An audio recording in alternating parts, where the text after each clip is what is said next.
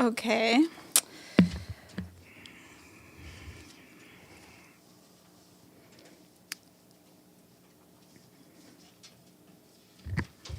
All right. I'm glad to see familiar faces, even in this festive season. So thank you everyone for coming today. We're very lucky to have with us Ramiz Alakbarov, the Deputy Special Representative of the Secretary General, Resident and Humanitarian Coordinator in Afghanistan. And, Ramiz will say a few words, but I think he'll jump straight into questions. For those joining us online, because I know there are quite a few of you, please indicate in the chat your name and outlet and that you have a question. Make sure that the chat, your message is addressed to everyone. And then I'll give some questions to the floor, and then we'll go online. Thank you, Mr. Alakbarov, please. Thank you very much. Am I audible? Yeah, thank you. It's first of all, thank you for having me. I know it was not planned to meet today, and it's not a very happy occasion, of course, on a very happy topic which we're discussing. But it's a change for me to see you all face to face, because we usually interact in an online format. And obviously you have seen the statement which was issued by the principals of the Interagency Standing Committee on Afghanistan. And let me make it very clear that United Nations and humanitarian partners are very committed to delivery of the life-saving services to the people of Afghanistan. It's one of the very probably the most difficult circumstances which I have seen in my 30-year career with UN. Humanitarian needs of the people are absolutely enormous, and it's important that we continue to stay and deliver. As we do so, it's equally important that the rights of women and girls, of which we are so much talking these days, are absolutely preserved and protected, and they are an important element, undeniable element of the humanitarian action. We do not believe that it is possible to deliver a comprehensive humanitarian action without participation of women, and that's why the statement was issued. That's why we are actively working with interlocutors on the ground to find solution to this current situation, and that we are engaging with the authorities. The UN Emergency and Relief Coordinator will conduct a visit to Afghanistan. There will be several other visits which we are planning to make at the senior level in order to prevail upon the interlocutors on the de facto authorities side to resolve this situation. And this will be taking place in the course of the few coming weeks as we are assessing the implications of what is happening. And there is already an impact, because by introducing the ban, certain activities had to be paused because of the impact of what is happening on the actual programs. To give you an idea, nearly 70% of our programs are implemented in partnerships with non-government organizations or international or national organizations. And obviously, those programs are all impacted, some of them fully, some of them partially. And I'm ready to answer any questions which you have in this regard. Commitment which we have is very strong to Afghanistan. We are committed to stay and deliver. We are committed to the people, and we are committed to the gender equality and protecting the rights of women and girls. So thank you so much. Okay, great. We'll start. Michelle, Reuters, please. Thank you. On behalf of the UN correspondents, thanks for being here and doing this briefing. Sorry, just to clarify straight up, you said Martin Griffiths will do a visit to Afghanistan in the coming weeks? We're expecting, we're planning to organize a visit. Yeah. And do you know who he'll meet with yet? We obviously will seek to meet the highest possible authorities, and we will we have already engaged with all of them at the highest levels, which we can attain in order to discuss those. And just a couple of sort of specific questions on mainly the order that came. Obviously, there was the university announcement as well last week, but the order as well on Saturday on the aid workers. Where do you know who in the Taliban that came down from? And did any Taliban officials give you any indication as to whether it was in response to something specific? Most of those decrees which we receive are associated with cabinet decisions. Usually those are sent to us from Kandahar. That's where the meetings are taking place. Some of the recent decrees also were signed by the ministers, which are based in Kabul, but they're referring to the Kandahar Shura.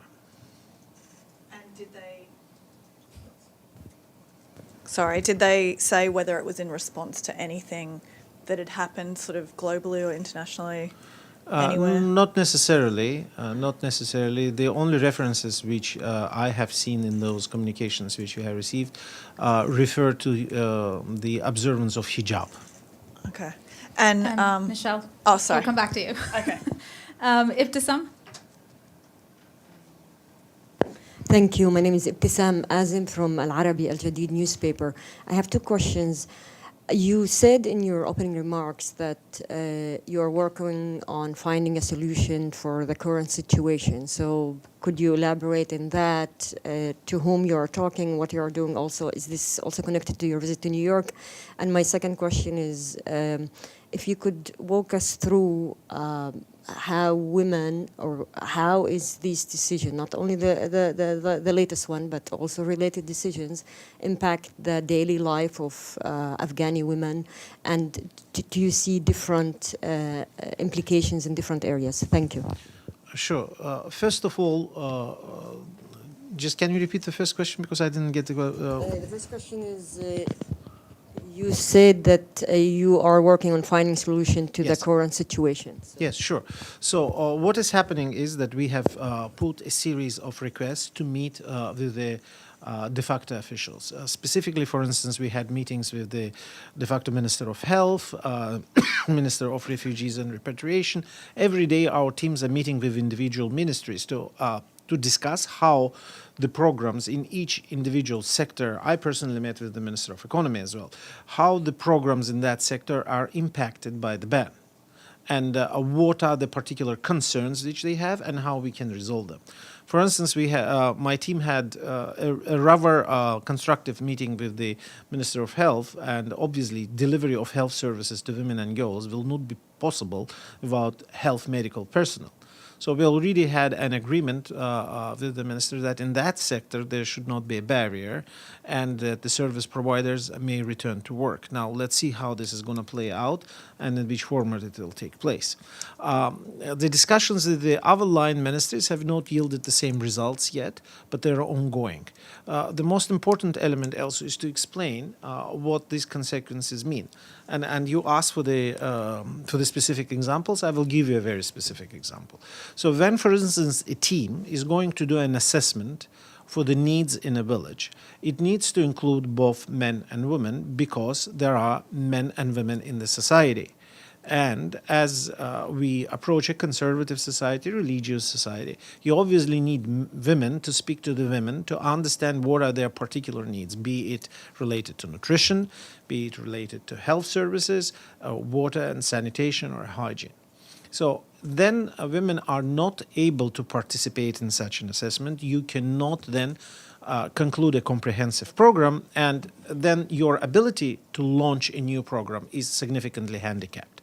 So you're not able to basically launch a new program. And that's one of the issues which we'll be facing now. Launching new programs will be practically impossible in this environment. That's number one. Number two, when the needs of the women are not assessed, then correspondingly the aid will not be reaching those needy women, and they will not be able to receive, let's say, food or, and I do hope that we continue to maintain, of course, the food supplies and everything, and these are the most essential life-saving activities which we maintain. That's the food and the health services. But beyond that, there is a livelihood activities. There is, let's say, activities related to creation of employment. There is a gardening activities. So the whole gamut associated with it is very important. Specific issues is, of course, the protection. particularly for those vulnerable women which need protection services. Again, lack of participation of female staff in such a program will not allow them to benefit. In general, more than 28 million people in Afghanistan need aid, and our focus right now is to make sure that we resolve the bottlenecks so that we can address their needs as systematically as we can. Okay, Kirsten and then Deji. Thank you. So will you attempt to continue, I believe you're saying you'll attempt to continue to provide aid even without women working, or is it an all or nothing approach that the women have to be part of this delivery of services in order for the UN to continue its work? Thanks. Let's be very clear. There are two, and you're talking about a very core of the matter, the very contradiction point. Aid is never conditional. You cannot condition providing food or assistance, health assistance to a starving person or a dying person because of any condition. That's an important element of aid. And an important element of aid is that you cannot exclude one gender or any particular category of people out of it. And that's where the dilemma of this situation is, and that's where we find ourselves in. And that's why we're working on the solution to this problem. And that's then an absolute requirement that we get to address the needs of women and girls, and we make sure that there is an adequate participation of them in provision of those services. That's why we need this period of time to engage proactively, explain the consequences, and work on the solution. I hope I explain our position. Okay, Deji. Hi, Mr. Alakbarov. This is Deji Xu with China Central Television. Basically, I have two questions. First one is very similar to what Christine just asked. Given the fact that this ban has already had a impact or potential impact on your work, in the worst scenario, has the UN local team be ready for that impact, or what have you prepared for the coming situation with that ban? And second, I just want to know what do you expect the international community to engage with the Taliban to reverse this decision for this? Thank you very much. Let me start from the last and come to the first. I think engagement of all partners and all international community in the dialogue with the Taliban is important in order to convey the messages which we all talk about today. And that is that women and girls are absolutely essential members of the society, and their needs have to be made. And the current policies which have been introduced, which are pushing them out of the public life and getting all those restrictions, will not result in any productive outcomes, neither for the economy, neither for the social life, or any other aspects of the future of Afghanistan. We've been very clear about that. So the engagement is necessary. Sustained engagement is necessary, sustained dialogue is necessary, both at the regional level, and we have seen also statements of the Security Council and our member states. That needs to continue. There's no alternative to the dialogue. But for that one, may I ask, do you have any advice or suggestions for international communities to engage more effectively on this issue with Taliban? I think we have a perspective of working more closely with the issues of economic life. And I think economic situation of and specific attention to the issues of economic activities of women and girls is extremely important. And by the way, working in the NGO sector is one of the largest employment sectors for the women in Afghanistan. And I'm not sure that when the decisions which were made or discussions which took place about the banning of women from working in the NGOs have actually factored in the numbers of women working in the NGO sector. And they're actually, in many cases, are the only breadwinners for the families. So I believe the economic issues and the issues of the well-being of the people in Afghanistan, and specifically of women and girls, are extremely important. With regard to to what United Nations does in order to prepare itself for various situations, of course, we have all sorts of contingency plans. But our major goal of all of our contingency plan at any given time are the best interests of the people of Afghanistan. So whatever we do, whatever we plan, is to make sure that we provide support to the people as much as they can, because this is one of the, if not the poorest, is one of the poorest countries in the world. So this is what we are aiming at, and as we do so, we regret to see that there is already an impact of this decision on our programs. And if the programs cannot be implemented or the programs cannot take place, there are immediate effects of it. There will be less cash available for the implementation of the programs. There is less people which you can reach, and there will be less opportunities on the economic and livelihood side as the result of the fact that we have been put in this condition, not because we have asked for it or because we implemented it. Because this ban has created those conditions, which we would like to be removed so that the obstacles for the implementation of those programs can be eliminated for us to be able to realize those type of assistances, and as soon as possible. Okay, we'll go over here, then I will take a question online. Thank you. Ghazal Vaisi with Independent Persian. In your meeting on Monday with the Taliban's Minister of Economy, Mohammad Hanif, you called for a reversal of the ban on female employees from working in NGOs. And what was his response? And to do with the economy, considering the fact that banning women from working and studying, the Taliban is essentially wiping out half of the economy and half of the GDP with that, especially at a time when Afghanistan needs the economic help. As the Minister of the Economy, is he at all concerned about the economic fallout of this decision and ban? Well, in my interaction, I think we had quite a clear understanding. I do believe the de facto minister does understand that women have an extremely important role in the economic life of the country. So that definitely, that understanding was there. I believe that the concerns which you're referring to there, again, I already voiced that. What I heard from the de facto authorities out there were concerns about the observance of the Muslim traditions of the hijab. Now, those concerns could be addressed. Yeah, and we have many examples of Muslim societies around the world. The people do observe hijab and they do observe the traditions and customs, but that does not necessarily mean that the person cannot work or cannot study or cannot exercise in all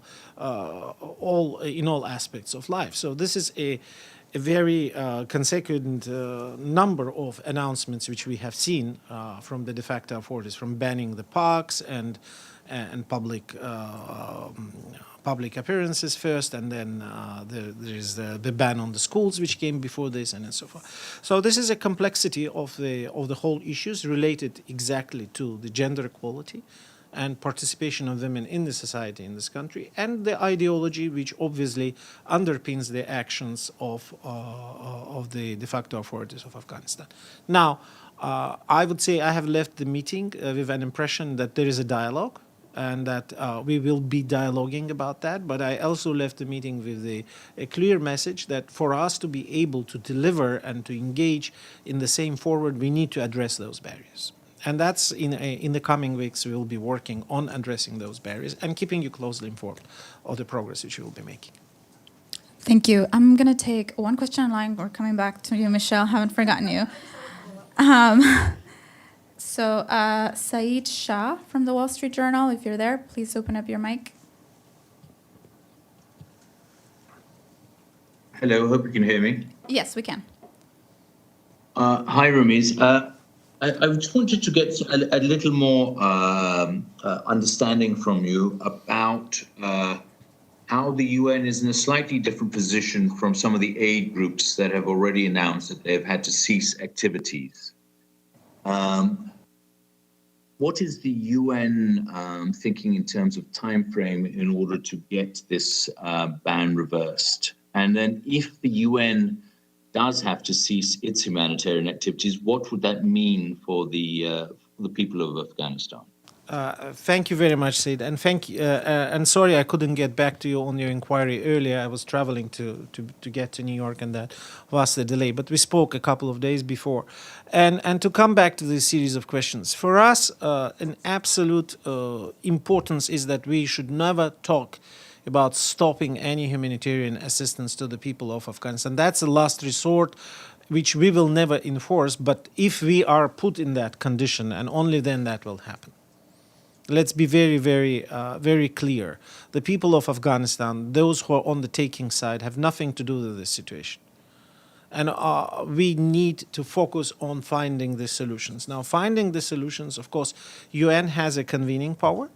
UN has the responsibility to protect, and we have the largest footprint and presence in the country, and they're the major interlocutor with the de facto authorities and the entire gamut of the partners at the global and regional level. So what we're seeking to do right now is to have very specific discussions on how to resolve this bottleneck and how to make sure that female participation in the humanitarian action and is providing in essential life-saving activities is restored, and how we can get there. So that's our immediate objective, and that's what we'll be focusing on in the next in the course of the January, and with the hope that we can resolve this. In the meantime, the program's been already impacted. There is already a situation which has been created by the ban, which is beyond our control or beyond the fact that we are acting on it. It's a result of the actions of our de facto authorities. Thank you. I'm going to take a couple more questions online. I'm conscious of the time. Mariam Rahmati from Afghanistan International. Hi, thank you so much for taking my question and for this briefing. The UNICEF has stopped some of the program in Kandahar, which affected 54,000 students already. Can you confirm that? And if that is the case, do you think there are going to be more education programs going to be stopped in the future? And also, I have another question. You talked about the necessity of dialogues with the Taliban. As you know, the Taliban did promise to respect women's rights to work and education in Doha, but they haven't delivered on whatever they promised the international community. And whatever decisions that they made, it's made by the leader of the Taliban. What would be the plan B if the dialogue doesn't work with the Taliban? Thank you. Thank you very much for your question. United Nations has been created to build peace and to provide humanitarian assistance to the people around the globe. And that's what United Nations does. We facilitate dialogue, we engage in dialogue, and we provide aid. These are the tools which are in possession of the United Nations. Yeah? Of course, there are political structures within the UN. There is a UN Security Council. There is which already issued its statement and which is looking, if you wish, at the political aspects and other aspects of that work. So for us and for the arm of the UN which I represent, what we facilitate is the dialogue, and we will be engaged in that dialogue at all times, because that's what is necessary, and we will be extending our support to the people of Afghanistan to the extent possible. But that assistance will not be delivered in a place and a space where operational independence, impartiality, or any other operating principles of UN are compromised. It can't be. And this is not just because it's Afghanistan, it is because this is universal. There are many other countries. I worked in UN for 30 years. Being a humanitarian means that you're a humanitarian. You engage and you in dialogue and you provide aid regardless of whether you like or you don't like what is happening on the ground, because your key purpose is to assist the people. However, if the principles of the independence and if the principles of impartiality or any other principles, or if there's interferences which have taken place, are taking place, then that impedes our ability to deliver. Right now, we're not in the situation where we cannot deliver assistance, life-saving essential assistance in Afghanistan. We still can. But it has been compromised because of the decision which has been made, and we're seeking to reverse that decision and to create the conditions in which we can deliver the service. The impact is already there. You're absolutely right. I cannot give you a full inventory because we're just trying to understand what that means. This happened over the course of the last few days. But obviously, as you know, for instance, we provide education services. Also, as you know, there is a cash line of support to the country, which is basically we are bringing a certain amount of financial resources every month to support the implementation. Now, the number of requests for these supplies in January already have been reduced, because if organization cannot implement the program, it will not ask for certain supplies and it may not come. But this is again not the result of us taking that deliberate action. It's the result of the operational impact which is taking place because of the restrictions which are being imposed on the implementing partner. So I cannot tell you right now in figures, but in 1 month from now we will know, and hopefully the required steps will be taken to correct this situation. Thank you. I'll now go to Jennifer Peltz, AP, and then we'll come back here in the room to Frank. Thanks very much. Since the topic of your meeting the other day with the economy minister came up, I wanted to ask whether you got any solid sense of what the minister feels needs to happen in order for women to return to NGO workplaces, and also what you think is or might be the Taliban's endgame where women's rights and freedoms are concerned. Thank you very much. If you want to go back to my meeting with the Minister of Economy, I think his focus was on observation of the Muslim traditions and Islamic law, the Sharia and the dress codes and those elements in the interpretation which the Taliban movement gives to the Sharia and to the way this is being interpreted. As you know, the Islamic law consists of the certain elements. One of it is the Sharia, one of it is also urf, which refers to the tradition. So that not necessarily is, if you wish, what is written in the Sharia or what is written in the books of how the people are supposed to dress or behave, but also what is the cultural tradition, which is a part of the Hanafi interpretation, and that's what he was talking about, not just about the Islamic way of looking at it, but also about the Afghan culture and tradition. So that was in focus of his comments, along with importance which needs to be paid to the economic participation of women in life, because I think there is a hefty level of understanding of the economic impact of what this ban implies. So that was the first part of your question. The second part of your question, you are asking me to comment about what Taliban's vision is. I would say that the vision of the Taliban is very well expressed in the type of the actions and the announcements which have been recently made, and they're quite public and known.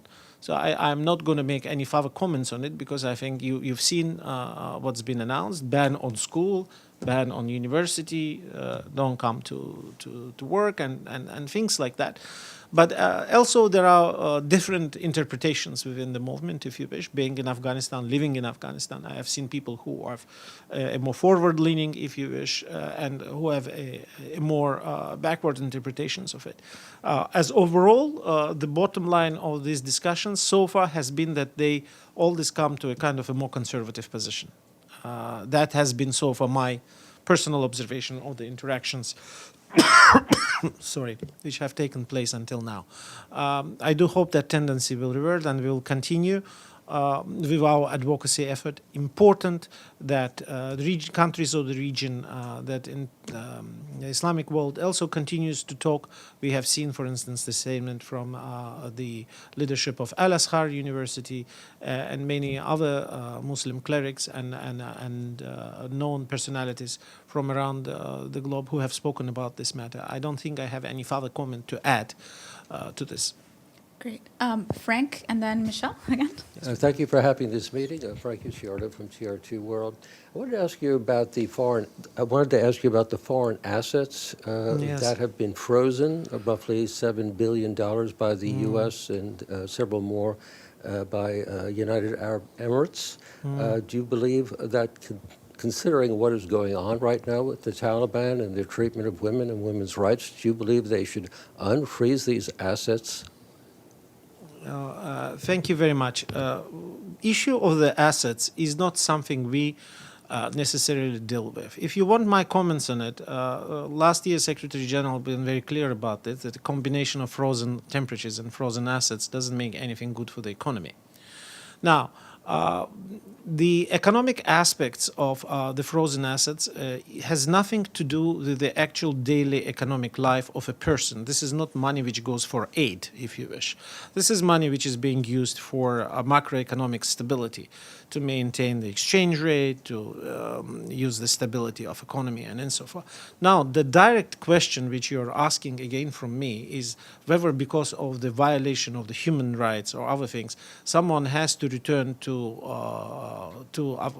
the de facto authorities, the frozen assets, and so far, is beyond the competency of my purview. I'm a humanitarian and resident coordinator. I'm responsible for the aid sector. And in that capacity, I can only answer to you that this is between the member states, and this is a political question, okay? And I'm responsible for the aid sector, yes? Of course, if we would have had a functional banking system, the economic situation in the country would have been better. And as a consequences of it, women and girls or anybody who is living in that place probably would have had a better life. Does that mean that they would have had a better exercise of their human rights in this context, specifically through being having more access to the gender equality or having a better participation? Absolutely not. I would not build any parallel between these two elements. I hope I expressed to you where I do see this equation sitting. Thank you. Michelle? Thanks for putting up with all these questions. A couple of quick, short ones, I promise, Florencia. Just to clarify what you were saying about the hijab and the reasons that the Taliban were giving for this ban on aid workers, do you see an opening, like, is it as simple as they don't think enough of the female aid workers are wearing the hijab, or is it more than that? And then I've got another question. Well, yeah, should I answer this first, maybe? Okay, thank you so much. I have probably traveled to, I don't know, to the largest proportion of Afghanistan altogether. So then you go to the field, to the provinces, or when you go to the districts, or you go to the villages, trust me, the people are begging us for schools, including for boys and girls. And every community leader says we will never be a barrier for a girl to go to school or to any economic participation. So those perceptions and this question you're asking is changing from a place to place to go.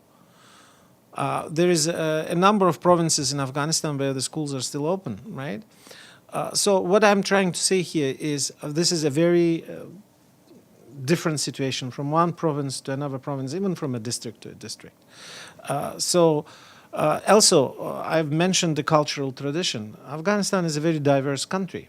You have many tribes and many ethnicities. What is acceptable to a certain tribe or a certain ethnicity is not acceptable for the other one.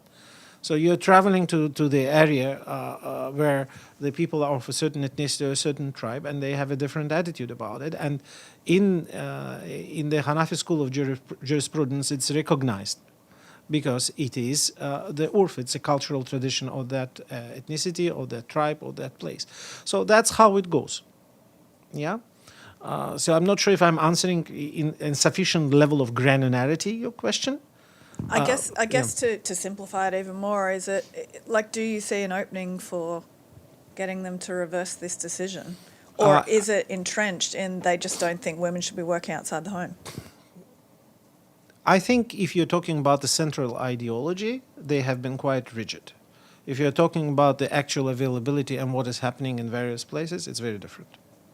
And then just a couple of practical questions. Do you have any idea of sort of what percentage of the aid community is women working out there? And is there any division within the Taliban over these orders that you've noticed? Of course, there are divisions. It depends. It's also generational. You know, the older generation of Taliban is more conservative. The younger ones are far more progressive, and that's just a very simple observation you can make. When it comes to, sorry, I'm starting to get a bit tired. So can you tell me what was the beginning of your question? Sorry, just what percentage of the aid What workers percentage? are women? Yeah. I would say we are talking about 30% of the. I would say roughly so. It depends, of course, on an organization, and they were there, for instance, focusing on female health, or I have an NGO, for instance, which employs 2,500 women. Yeah, and then maybe there is a perception that, and unfortunately happens in many societies, that if the women are not going to work, that men will come and replace them, and that unfortunately also is a very false calculation. And if anyone thinks that the aid community will replace the female workers with male workers, that ain't going to happen, simply because they are there not for the purpose of serving the male population. They are there to serve exactly the proportion of the population they're serving now. So this ain't going to happen, and we've been very clear in our messaging and in our meetings that if these jobs are lost, they're lost. They will not be replenished through recruitment of males. But in general, in Afghanistan, where the literacy rate is 50%, and which is a very traditional society, it has been historically not easy to recruit a qualified female staff. So we specifically created programs to train, to develop skills, and so forth. That's why we never had a gender parity, but we were working towards it. So about 30% of the staffing, I would say. Obviously, this also deteriorated after the August of 2021 for one single reason, that many educated women who were in working positions and who also had, let's say, financial means, they decided to leave the country because they didn't want to face exactly what it is they're facing. Just to add to this, another element, for instance, which, speaking of displacement, you know that Afghanistan is one of the most displaced nations in the world. And now that there's all this talk that one of the things which we have seen in the last year and a half is the relative peace in the country. And the fact that they could go everywhere and they could be places and could visit every district which we couldn't visit before. So, and the de facto authorities have called for the returns, for the volunteer returns of the displaced to the country. Now, if you're returning from a country where you lived for another 10, 15 years or 5 years, and your children were able to go to school and your daughter was able to go to university, would you bring back your family to your home country where these education opportunities do not exist? So those type of things are very important in the dialogue with the de facto authorities, also to explain the proportions of the employment, but also the cascade impact this has on the various aspects of life in Afghanistan. And then just one last quick one. Yesterday in the statement, it mentioned that some time-critical programs had been halted. Can you just give us an example of what a time-critical program is? Time-critical programs. I would say, for instance, you need to build shelters, right? And you need to understand, for instance, the number of the family. You need to understand the specific configuration and how to create the shelter for the winter time, okay? But if the assessment cannot go in the community, and the time sensitive means that winter is now. I mean, people are freezing, you know, but if the assessments cannot be done, and if the planning could not have happened, and if the program had been interrupted, obviously somebody is suffering in the snow. So this is one example of the time-sensitive program. Another of it would be installing the wash facilities. Another example could be bringing seeds. You know, we almost have finished this period, and I do hope that those activities continued, because I would hate to think that because of this, and we're still taking an inventory, someone couldn't get the water facility installed, or the seeds were not delivered on time to a community, so that in the next 4 months or 5 months there wouldn't be a harvest, and all these things. And all these things have a snowballing effect. Because whatever you have done in a not time-sensitive manner today will result in harvest not being collected, let's say, 4 months later.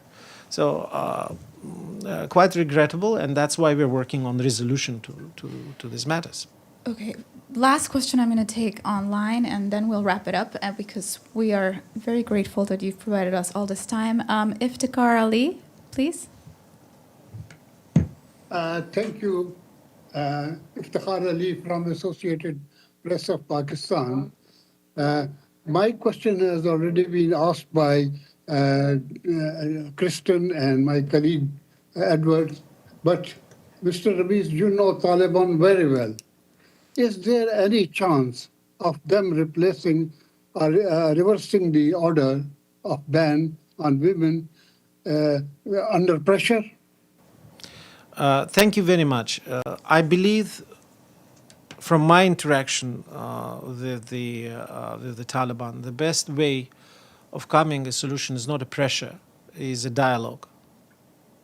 This movement have not responded well to the pressure in the past, and this is from what the experiences I have.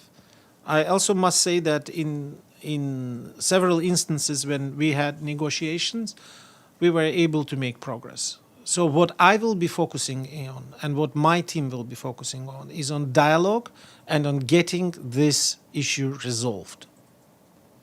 And that is my priority.